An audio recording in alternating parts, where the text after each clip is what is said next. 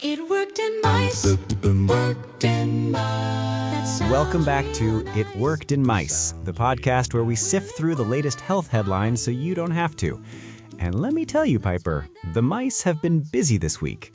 I'm Alex, and I'm already skeptical. And I'm Piper, and I'm already excited. Come on, Alex. Every study is a step forward, a little piece of a giant puzzle. This week, we've got a study that sounds like it was written specifically for you. Oh, fantastic. Does it involve a breakthrough in converting sarcasm into renewable energy? Triumphant, even better. The headline is, and I quote, "Scientists discovered diet that tricks the body into burning fat without exercise." Your ears perked up, didn't they? I saw it. My ears perked up because the words without exercise are the two most beautiful words in the English language when put together. But they are almost always followed by disappointment. So, lay it on me. How are the mice cheating their way to a beach body this time? Okay, so researchers in Denmark were looking into thermogenesis. That's just the process of your body producing heat. You know how you shiver when you're cold to warm up? That burns a lot of energy. They were wondering if they could trigger that same effect with diet alone. Instead of a cold plunge, I can just eat a special sandwich? I'm listening. Exactly. They experimented with the diets of mice and found that if they significantly reduced two specific amino acids, the mice started burning way more calories. They didn't eat less, they didn't run on their little wheels any more than usual. Their bodies just started generating more heat. So, amino acids. You mean the building blocks of protein, right? So what are these magical amino acids that I now have to avoid for the rest of my life? Please don't say it's the one that makes coffee effective. Not quite. They're called methionine and cysteine. And the catch, if you want to call it that, is that they're super common in animal protein. Things like meat, eggs, and dairy. Of course they are.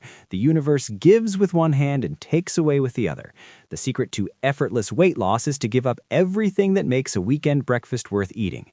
Let me guess, the mice were perfectly happy with their low cysteine pellets. The study says they lost a significant amount of weight. The energy burn was almost as powerful as keeping them in a constantly cold environment of 5 degrees Celsius. It's a huge clue about how our metabolism is wired. This isn't about a specific diet plan for humans yet. It's about understanding the mechanism. It's always about understanding the mechanism. Meanwhile, I'm over here just trying to understand the mechanism of my toaster. I'll believe the no-exercise, fat-burning diet when I can buy it in a pill at the pharmacy. And I bet when it comes out, it'll cost $1,000 a month and have a side effect of, I don't know, growing a tail. You are relentlessly cynical. But speaking of amino acids and protein, this actually ties in perfectly with another article I found. It's from Medical News Today, and it's all about busting common protein myths, since we're all apparently reconsidering our protein sources now. Protein, the undisputed king of the gym, the great macronutrient that people who lift heavy things talk about constantly. Let me guess the myths. Myth number 1, protein shakes don't actually taste like chalk-flavored sadness. Close. The first myth they tackle is that you can only get all the essential amino acids, a complete protein, from meat. I've heard that one. The argument that a steak is a complete protein, but a bowl of lentils is just a sad, incomplete bowl of lentils. Right, but it's a myth. The dietitian in the article points out that while animal foods are complete proteins, several plant foods are too. Think soy, quinoa, buckwheat, and chia seeds. And even for other plant sources, she says that by eating a variety of beans, lentils, nuts, and grains throughout the day, your body gets everything it needs. You don't have to get all 9 essential amino acids in one single meal. So my sad bowl of lentils just needs a friend. Maybe a side of quinoa. Suddenly it's a party. Okay, I can see that. What else are they debunking? They talked about why people on those new GLP-1 weight loss drugs like Ozempic or Wegovy are often told to increase their protein intake. It's not just a random suggestion. Let me take a wild guess. The drugs work by making you feel full, so you eat less. If you eat less of everything, you eat less protein. If you eat less protein while losing a ton of weight, your body doesn't just burn fat, it starts burning muscle too. And losing muscle is bad. You are exactly right. That's precisely what the experts said. The drugs reduce appetite, so people can unintentionally eat too little protein. Prioritizing it helps preserve that lean muscle mass, which is crucial for your metabolism and overall strength. It's the law of unintended consequences. You take the magic shot to lose weight, but if you're not careful, you end up weaker. There's never a free lunch, is there? Never. Which brings us to the final point they made, protein shakes. Are they a good idea? The bariatric surgeon they interviewed said they can be beneficial for people who struggle to get enough protein from whole foods. Translation, for people who would rather drink something that tastes vaguely of chalk and whey than grill a piece of chicken. Basically. But the dietitian was clear they should supplement, not replace real food. And you have to be careful because some are loaded with sugar and other junk. Quality matters. But the most important warning they gave was about having too much protein. Surprised? You can have too much? I thought the prevailing wisdom was to just shovel it in until you can't move. Apparently not. They warned that eating way above your needs can strain your kidneys, especially if you already have kidney disease. It can also displace other important foods, like fiber-rich plants, which is bad for your heart and your gut. So more isn't always better. So the answer is a balanced, varied diet with just the right amount of protein from different sources. It's almost like that's what sensible people have been saying for decades. How boring. All this talk about protein is making me hungry. I'm going to grab a decidedly non-chalky snack. Give me 10 seconds before I start metabolizing my own muscle mass. It worked in mice. Worked in mice. That sounds real nice. Sounds real nice. Will it work for you? Let's find out what's true. It worked in mice. And he's back. Did you find a complete protein in the pantry or just a bag of chips? Let's just say it was a plant-based food item with a satisfying crunch. Don't judge my journey. Now, where were we? You were about to tell me about another miracle that worked in mice, I assume. Nope. This one worked in humans, and it might just be the most charming study I've seen all year. This is about keeping your brain young, and the secret, Alex, is birdwatching. Birdwatching. You're telling me the fountain of youth is hidden in a pair of binoculars and a field guide to North American sparrows? You can't be serious. I am completely serious. A study published in the Journal of Neuroscience looked at the brains of expert birders versus novices, and they found that the expert birdwatchers had measurable structural differences in their brains. Specifically, regions related to perception and attention were more compact with higher tissue density. More compact? What does that even mean? My brain is becoming less dense by the second just trying to process this. It's a property that's usually associated with a younger brain.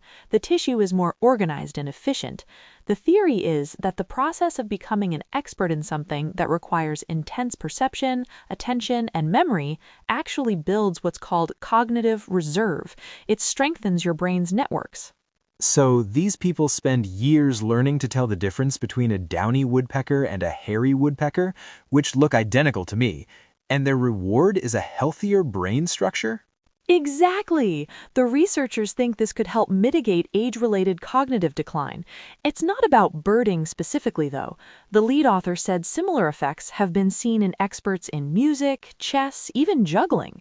The point is the sustained learning and the development of a deep expertise. It literally leaves a signature on your brain. So my encyclopedic knowledge of every single episode of Seinfeld, that's building my cognitive reserve? My brain is a fortress of 90s sitcom trivia? Honestly, maybe. If it involves memory and recognizing patterns, it could be helping. The neuroradiologist they interviewed for the article put it perfectly. She said that individuals with richer neural networks may tolerate age-related problems longer before symptoms emerge, because their brains are just better organized and more efficient. Okay, I'll admit that's actually pretty cool. It's a much more appealing strategy for brain health than, say, Sudoku puzzles. I'd rather become an expert in something I actually enjoy, even if it is just identifying bad action movies from the 80s. See? There's the glimmer of optimism I was looking for.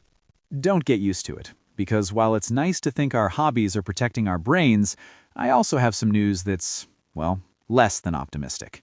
It's a new scientific statement from the American Heart Association, and it's a bit of a reality check.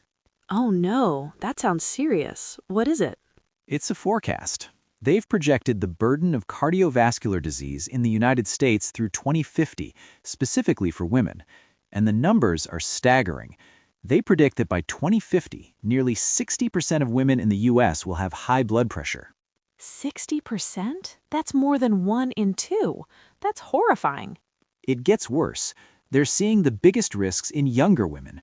The report projects that by 2050, almost 1 in 3 women between the ages of 22 and 24 will have some form of cardiovascular disease.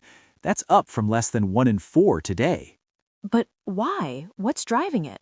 The same things we're always talking about.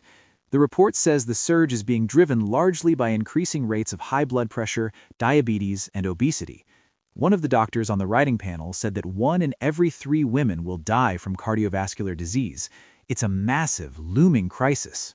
That is so incredibly bleak. After talking about all these exciting little discoveries, a forecast like that just feels like a punch to the gut. It makes all the mouse studies feel so small. That's kind of the point, isn't it? We get these headlines about a potential new diet or a cool brain hack, but the big, slow-moving public health crises just keep rolling along. We know what causes the problem. It's not a mystery like some rare disease. But knowing and fixing are 2 very different things. But we have to see it as a call to action, not a death sentence. The report is a forecast based on current trends. It's a warning shot. It's telling us that if we stay on the current path, this is where we're headed. That means we can still change the path. It means things like prevention, education, and policy changes are more important than ever. It doesn't mean we should give up. I suppose you're right, but it's a big ship to turn around. So, let's recap today's journey. We learned that a diet low in certain amino acids could maybe, someday, help us burn fat like a chili mouse. We learned that protein is a balancing act and that a deep-seated expertise in birding, or possibly bad television, can keep your brain structurally young. And we also learned that despite all that, a massive heart disease storm is gathering on the horizon, especially for women. It's the perfect "it worked in mice" cocktail.